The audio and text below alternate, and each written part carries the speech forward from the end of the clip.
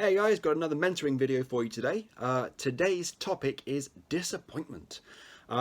So to get the ball rolling, we're going to start with the dictionary definition of disappointment because whilst I'm sure that we are all familiar with the emotion, it's always useful to help define it. So first of all, disappointment is the sadness or displeasure caused by the non-fulfillment of one's hopes and expectations. So that makes a lot of sense. We hope that the world will be this way, and when it turns out to be this way, that makes us feel bad and disappointed because this one was nice and this one maybe is not so nice. And then many different things can cause that feeling of dissatisfaction.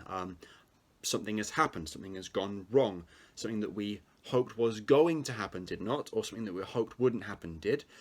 Maybe somebody's behavior has disappointed us. Maybe somebody has acted in a way that doesn't make you proud or happy. Maybe shatters your expectation, that makes you feel disappointed. Or maybe you have failed to act in the way that you feel you should, and that can create some very heavy disappointment. So that's the challenge. What's the solution? So I have a personal theory that I'm going to get to in a bit. Before I start trying to be an amateur psychologist, I did a bit more research to see if there's any advice out there that kind of matches what I think. And I found this really cool little process to a piece of advice for dealing with disappointment. So we'll go through that line by line. It's a 7-step process, and then we'll talk about where my philosophy fits into that.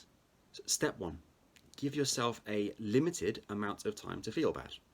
Acknowledge the emotion, embrace it, make it valid, and don't pretend that you don't feel that way. It's not healthy. You've got to acknowledge why you feel sad. Step 2, don't ruminate about what might have been. Don't trap and lock yourself in this idealized vision of what could have been, because the longer you leave it, the taller those walls become and the harder it is to move forwards. Step 3, avoid self-pity. Pity spirals are enticing, they're addictive, and they actually, in a weird way, make us feel very good because we get to make it somebody else's fault or problem. Step 4, use self-compassion. Forgive yourself if you're the one who's made the mistake, and be kind to yourself if you're feeling delicate, vulnerable, and weak because of what has happened. 5, put it all in perspective. How big is this really compared to what it could have been, how bad it could have gone, or how does it stack up against everything else that you still have? Number 6, identify the next opportunity. This setback is not the end, okay? You just have to find the next step on the ladder. And number 7, remember that success does not necessarily equal happiness. So here's my personal perspective on this, on dealing with disappointment. In a word, gratitude. And this is kind of listed in the process that we just talked about. When the world is not as you wish it would be, I believe the easiest way to move on is to tally up the things that remain that are good. And you will outweigh the bad of this thing that has gone wrong compared to everything else. You got this. It's not that bad, okay?